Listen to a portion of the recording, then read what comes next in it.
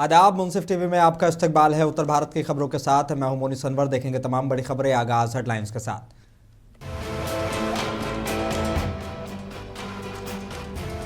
और हिजाब विवाद मामले पर इकरा हसन का बयान आया सामने। उन्होंने नीतीश कुमार पर साधा निशाना।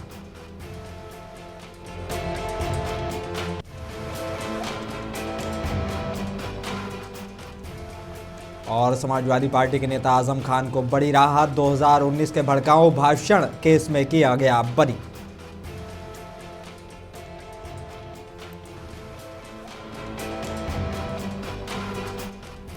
जौनपुर में बाल क्रीड़ा महोत्सव हुआ शुरू। राज्य मंत्री ने किया उद्घाटन।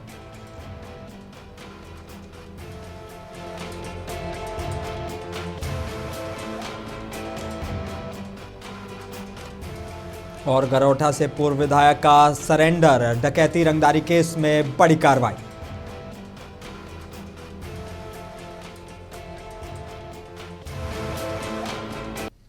और आगाज कुछ अहम और बड़ी खबरों के साथ। उत्तर प्रदेश के रामपुर से बड़ी खबर है। समाजवादी पार्टी के राष्ट्रीय महासचिव मोहम्मद आजम खान को भड़काऊ भाषण मामले में राहत मिली है। एमपी एमएलए कोर्ट ने उन्हें सभी आरोपों से बरी कर दिया है। मामला 2019 का है, जिसमें प्रशासनिक अफसरों पर टिप्पणी का आरोप था। फैसला वीडियो कॉन्फ्रेंसिंग के जरिए सुनाया गया है।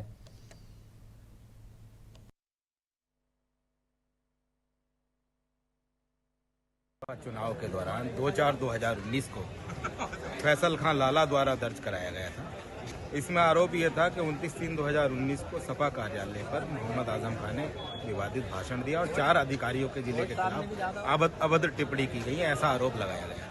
इसमें जजमेंट आज जो जजमेंट आया है उसमें मोहम्मद आजम खान साहब को सभी आरोपों से दोषमुक्त कर दिया गया। 6 गवाह अभियोजन ने पेश किए हैं। हमारी तरफ से कोई गवाह पेश नहीं किया। फैसल लाला वादी थे और उन्होंने।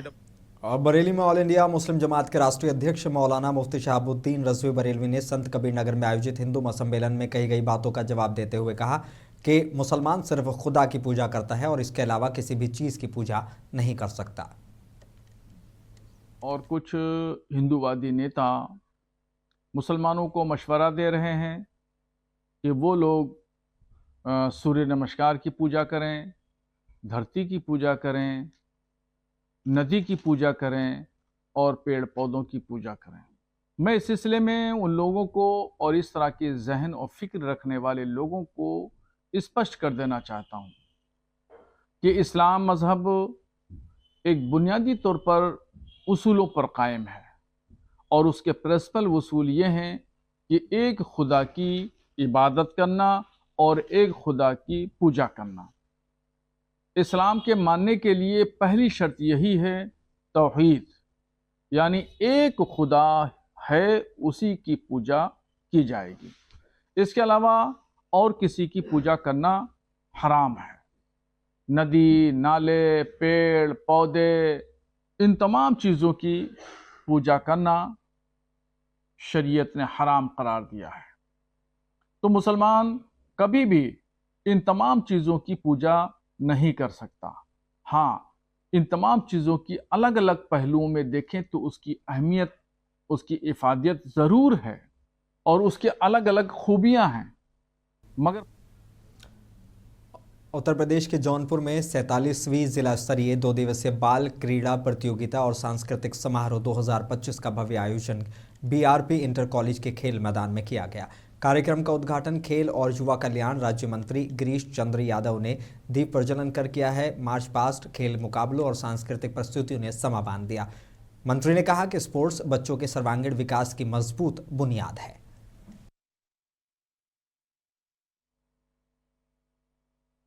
बहनें हैं लगातार और बच्ची हैं, बहुत सुंदर भाव से अपने कार्य को प्रदर्शित करती हैं। उनको भी हृदय से ढेर सारी शुभकामनाएं। और मैं बार बार कहता हूं कि आप धीरे धीरे मरने लगते हैं अगर मिलते नहीं रोज रोज अजनबियों से, और आप धीरे धीरे मरने लगते हैं अगर पहनते नहीं रोज रंग बिरंगे कपड़े।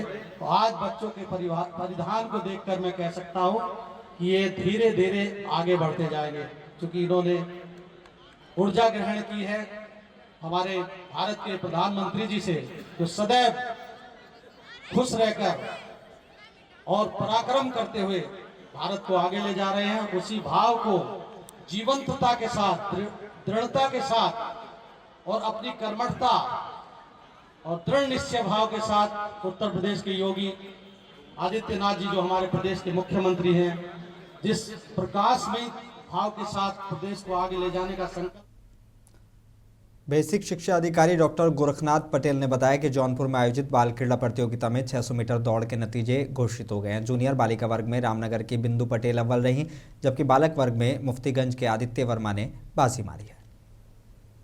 47वीं जनपद स्तरीय बाल क्रीड़ा प्रतियोगिता रही है, जो बीआरपी के ग्राउंड में हम लोग करवा रहे हैं, और जिसमें 21 ब्लॉक और एक नगर क्षेत्र 22 दोनों से हम लोग पूरी टीम यहाँ आई हुई है बेसिक शिक्षा विभाग की। और सभी बच्चे जो हमारे 6 से 14 आयु वर्ग के बच्चे जो खिलाड़ी के रूप में प्रतिभाग करते हैं विभिन्न प्रतिस्पर्धाओं में, जैसे कबड्डी है, खेल कूद है, कबड्डी है, बैडमिंटन है, खो खो है, वॉलीबॉल है, दौड़ है, इन सब खेलों में प्रतिभाग करते हैं। और यहाँ से फिर जनपद स्तर पे जीतेंगे तो मंडल स्तर पे जाएंगे, मंडल पे जीतेंगे प्रदेश स्तर पे प्रतिभाग करेंगे। देखिए, खेल कूद ये विभागीय निर्देश रहता है विभाग का। हर वर्ष ये पारंपरिक रूप से हर वर्ष हम लोग खेल कूद प्रतियोगिता होती रही है, परिषदीय गेम प्रतियोगिता, और इसका उद्देश्य है कि बच्चों को आउटडोर गेम फील्ड में निकलें, उनका स्वास्थ्य संवर्धन हो, उनके अंदर टीम भावना आए, उनके अंदर अनुशासन आए, और बिना खेल के आउटडोर गेम के। और देहरादून में उत्तराखंड के मुख्यमंत्री पुष्कर सिंह धामी ने कहा कि विश्व अल्पसंख्यक अधिकार दिवस पर मैं सभी को बधाई देता हूं। प्रधानमंत्री नरेंद्र मोदी के नेतृत्व में अल्पसंख्यकों के अधिकार के लिए अनेक योजनाएं संचालित की जा रही हैं। अल्पसंख्यक अधिकार दिवस के अवसर पर मैं सबको बहुत बधाई देता हूं, शुभकामनाएं देता हूं।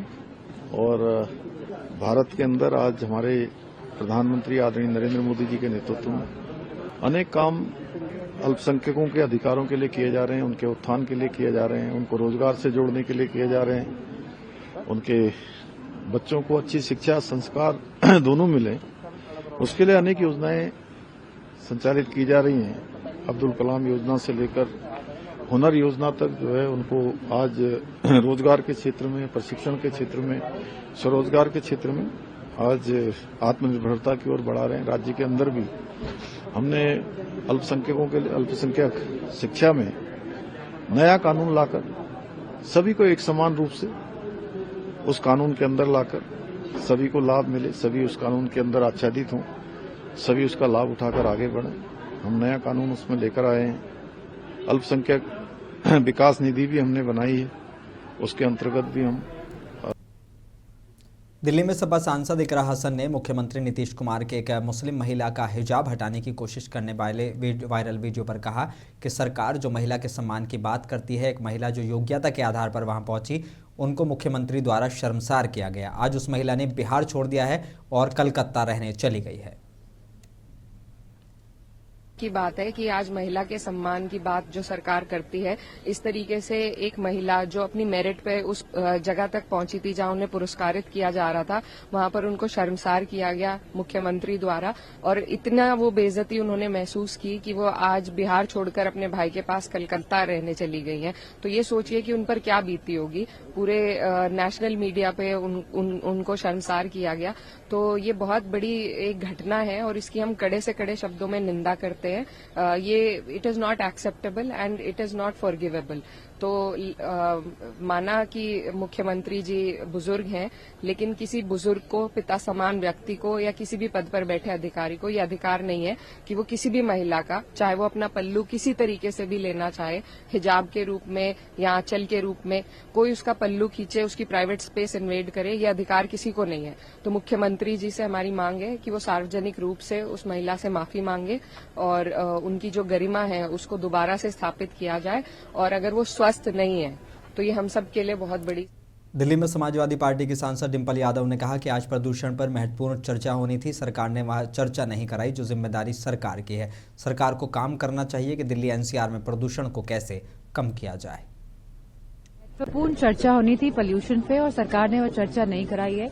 कहीं ना कहीं जो रिस्पॉन्सिबिलिटी सरकार की है, जहां पे हमें सरकार को काम करना चाहिए कि प्रदूषण को कैसे कम किया जाए एनसीआर दिल्ली में, तो मैं समझती हूँ कहीं ना कहीं सरकार दिखी भागती हुई इस महत्वपूर्ण मुद्दे। और उत्तर प्रदेश के कुशीनगर के तुमकुहीराज विधानसभा क्षेत्र में भाजपा नेता विजय राय की 30 दिवसीय पदयात्रा इन दिनों खास चर्चा में है। बांसगांव से शुरू हुई ये यात्रा आज चौथे दिन भी लगातार जारी है। गांव-गांव पैदल पहुंचकर विजय राय सीधे लोगों से संवाद कर रहे हैं, उनकी समस्याएं सुन रहे हैं और समाधान का भरोसा दे रहे हैं। गांव में रात्रि विश्राम से लोगों में खास भरोसा और जुड़ाव भी देखने को मिल रहा है।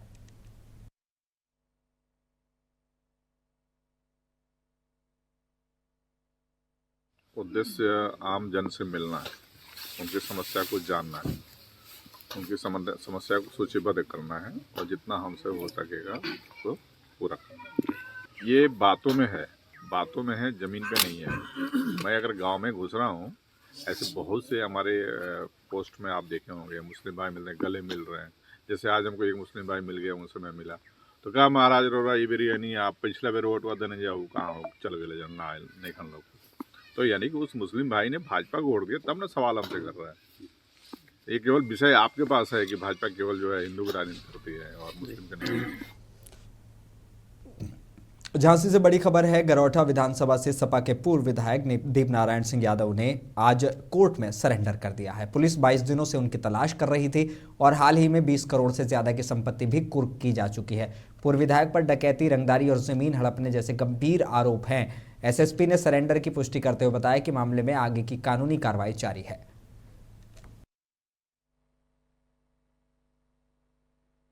कोर्ट में इसी एक्ट में पेश हुए वो, और कोर्ट ने उनको जेल के लिए भेजा है, ठीक है। और उसमें हम लोगों ने भी कोर्ट से कहा कि सही हम लोगों को इंटरिम वगैरह कुछ दे दें, लेकिन कोर्ट ने सीधा सा कहा कि पहले आप जेल जाएं, उसके बाद सुनवाई होगी। अब चूँकि न्यायालय का प्रोसीजर होता है तो वो सबको पूरा करना पड़ता है। प्रशासनिक अधिकारी भी लगे हुए हैं और आगे की कार्रवाई से भी आप लोगों को अवगत कराया जाएगा, क्योंकि आप ही लोग हम लोगों की आवाज़ उठाते हैं। और झांसी रेलवे स्टेशन अब नए और आधुनिक अवतार में नजर आने वाला है। 136 साल पुरानी इस ऐतिहासिक धरोहर को 477 करोड़ रुपए की लागत से वर्ल्ड क्लास सुविधाओं से लैस किया जा रहा है। एयरपोर्ट जैसी एमिनिटीज, लाइफ एस्केलेटर और मॉडर्न लाउंज तो मिलेंगे, लेकिन लोगों को एक ही मांग है कि मॉडर्नाइजेशन के साथ झांसी की विरासत और यादें भी जिंदा रहें।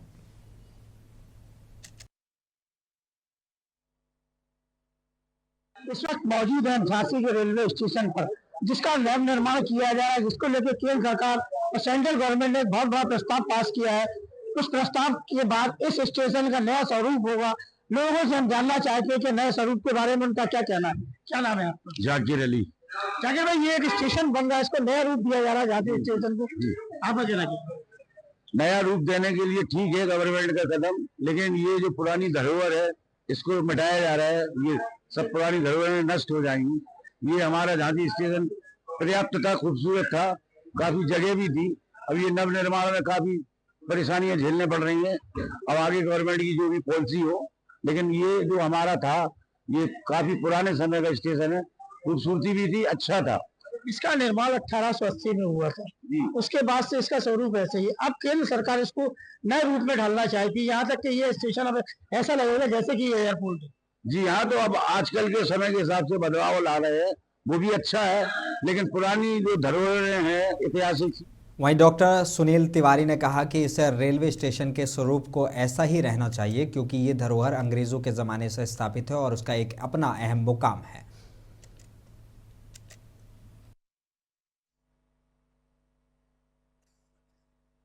देखिए, जो हमारे जो नया जो वर्ल्ड क्लास स्टेशन झांसी का बन रहा है, जो वीरांगना लक्ष्मीबाई झांसी का जो नया वर्ल्ड क्लास स्टेशन बन रहा है, ये विरासत, संस्कृति और आधुनिकता का संगम होगा।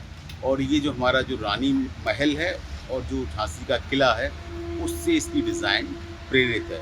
इसमें आधुनिकता के मामले में इसमें 36 लिफ्ट्स और 19 एस्केलेटर लगाए जाएंगे। जैसे जस्ट लाइक जो एयरपोर्ट के जैसा इसका जो लाउंज बनाया जाएगा, जिसमें एसी लाउंज में कैपेसिटी 300, लगभग 300 लोग एसी लाउंज में बैठ सकेंगे। स्टेशन प्लेटफॉर्म की जो कैपेसिटी है वो लगभग ट्रिपल टाइम हो जाएगी। हम इस जो वर्ल्ड क्लास अपना स्टेशन बना रहे हैं, ये अगले 50 वर्ष। और अमरोहा में भाजपा कार्यालय का घेराव करने जा रहे कांग्रेस कार्यकर्ताओं को पुलिस ने कलेक्ट्रेट बाईपास पर रोक लिया। इस दौरान कांग्रेसी और पुलिस के बीच नोकझोंक भी हुई। कांग्रेस नेताओं ने ईडी कार्रवाई को गैरकानूनी बताते हुए मोदी सरकार पर निशाना साधा। वहीं सुरक्षा के मद्देनजर भाजपा कार्यालय पर भी भारी पुलिस बल और पीएसी तैनात रहा।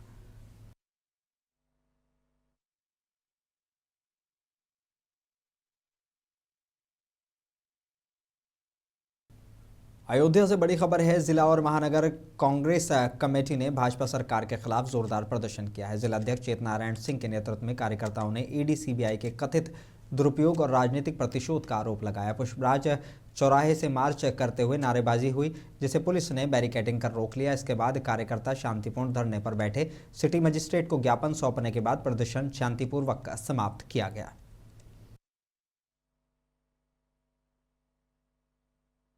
देखिए, भारतीय जनता पार्टी के सरकार का घेराव हम लोग बराबर करते आए हैं। जब भी जनता की आवाज़ को दबाने की कोशिश की जाती है, आज हम इसलिए घेराव करने जा रहे हैं कि विपक्ष के नेताओं को जिस तरह भारतीय जनता पार्टी कानून के माध्यम से एन प्राकेण फंसाने की साजिश रचती है, उसके खिलाफ हमारा आज भारतीय जनता पार्टी का अयोध्या शहर में घेराव है।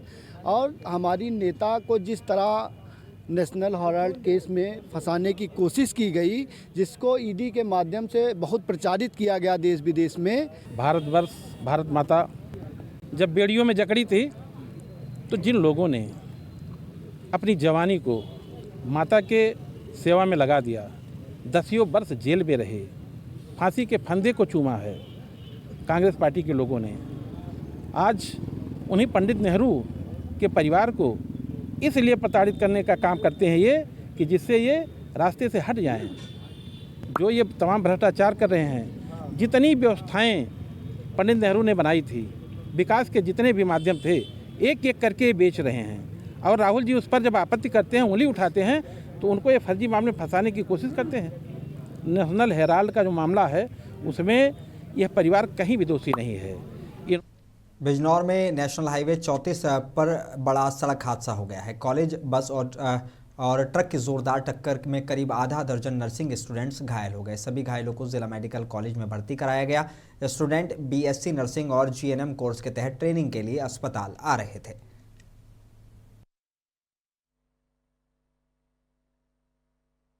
हम लोग यहाँ पे हॉस्पिटल ड्यूटी आ रहे थे, तो सामने एक ट्रक था, तो सडन उसके ब्रेक लगे, तो हमारे जो बस ड्राइवर थे, उन्होंने भी सडन ब्रेक लगाए।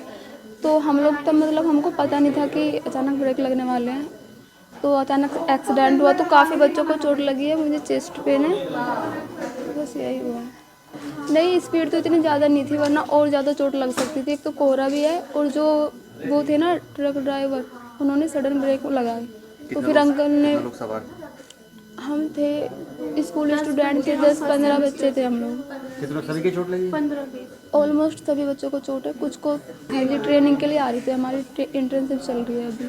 सब बीएससी नर्सिंग और जीएनएम वगैरह के स्टूडेंट हैं। तो जालौन से बड़ी खबर है, जहां आईजी झांसी रेंज आकाश कुलहरी ने उरई स्थित पुलिस अधीक्षक कार्यालय में जनसुनवाई की है। आईजी ने दर्जनों फरियादियों की शिकायत सुनी। महिला मामले में लापरवाही पर चौकी इंचार्ज को फोन पर फटकार लगाई और विभागीय कार्रवाई के निर्देश दिए। साथ ही आईजीआरएस शिकायतों की जांच और एसपी ऑफिस का निरीक्षण भी किया गया।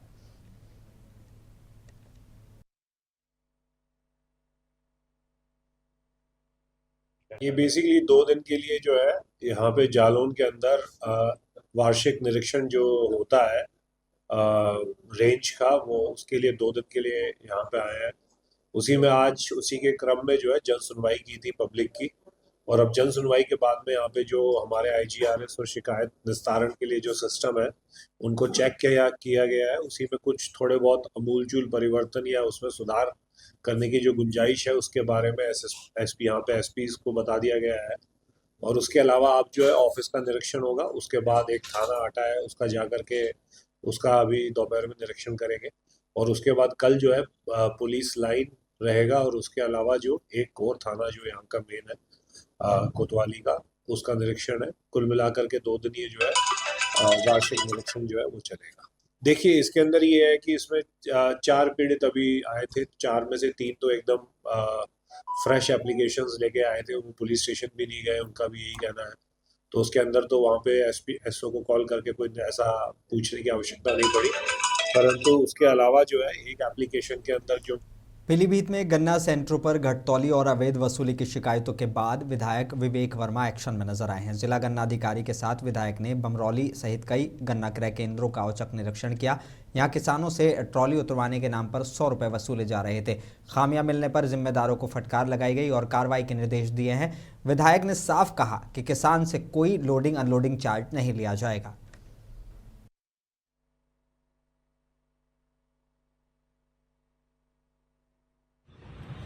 अभी तक देखा गया है ना कि यहाँ पे कोई लोडिंग अनलोडिंग का चार्ज तो नहीं लिया जा रहा है जी। तो उस पर किसानों से वार्ता भी की गई है जी।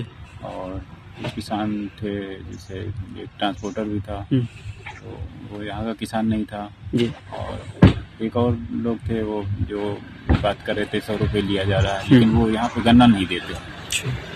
ये चीज़ें आई हैं पे जो गन्ना नहीं देते हैं वो एक तो सेंटर पे आना नहीं चाहिए, उनको अनावश्यक भीड़ बढ़ती है, कानून व्यवस्था प्रभावित होती है, जांच करता है अधिकारी भी थोड़ा सा सस्पेंस में रहते हैं। और इस गवर्नमेंट का विभाग का सख्त निर्देश है कि किसी भी सेंटर पे किसान से लोडिंग अनलोडिंग के नाम पे कोई चार्ज नहीं लिया जाएगा। अगर कोई इसमें संलिप्त है और संलिप्तता पाई जाती है। मुरादाबाद से बड़ी खबर है। इंसानियत सेवा समिति ने बिहार के मुख्यमंत्री नीतीश कुमार के इस्तीफे की मांग उठाई है। समिति ने राष्ट्रपति के नाम डीएम को ज्ञापन सौंपा है। देखिए, आज हमने हमारी एक संस्था इंसानियत सेवा समिति, उसके माध्यम से हमने डीएम साहब के द्वारा राष्ट्रपति जी को एक ज्ञापन दिया है। ज्ञापन ये है कि ये जो अभी बिहार के जो मुख्यमंत्री हैं नीतीश कुमार जी, इन्होंने 15 तारीख को वहाँ एक सार्वजनिक मंच पर महिला के मुंह से कपड़ा हटाकर उस महिला का अपमान किया है। उसी महिला का क्या अपमान, उन्होंने देश की सारी महिलाओं का अपमान किया है। तो उनके उन्होंने जो कृत्य किया है ये अशोभनीय और घोर निंदनीय कृत्य किया है। हमारी इंसानियत सेवा समिति इसकी घोर निंदा करती है और हमने राष्ट्रपति जी से ये मांग की है कि ये सार्वजनिक तौर से उनसे माफ़ी मांगे और अपने जो ये मुख्यमंत्री। मुरादाबाद में मंडी के आड़तियों ने जिला कलेक्ट्रेट पहुंचकर विरोध दर्ज कराया है। आड़तियों का कहना है कि खुले नीलामी चबूतरे हटाकर 38 B श्रेणी दुकानें बनाने से उनका कारोबार प्रभावित होगा। उन्होंने डीएम को ज्ञापन सौंपकर चबूतरों को संरक्षित रखने की मांग की है।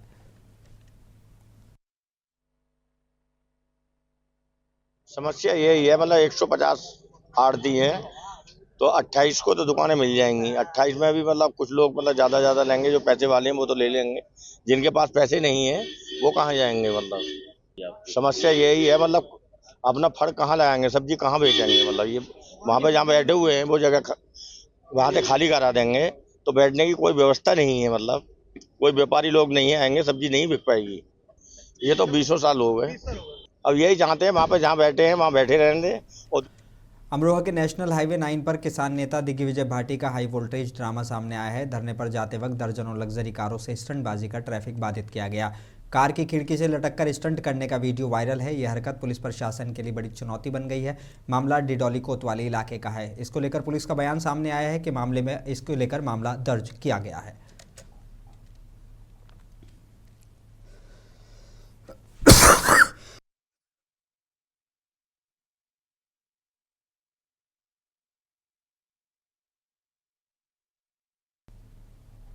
उत्तर भारत की खबरों में बस इतना ही। मुझे दीजिए इजाजत। बने रहिए मुंसिफ टीवी के साथ।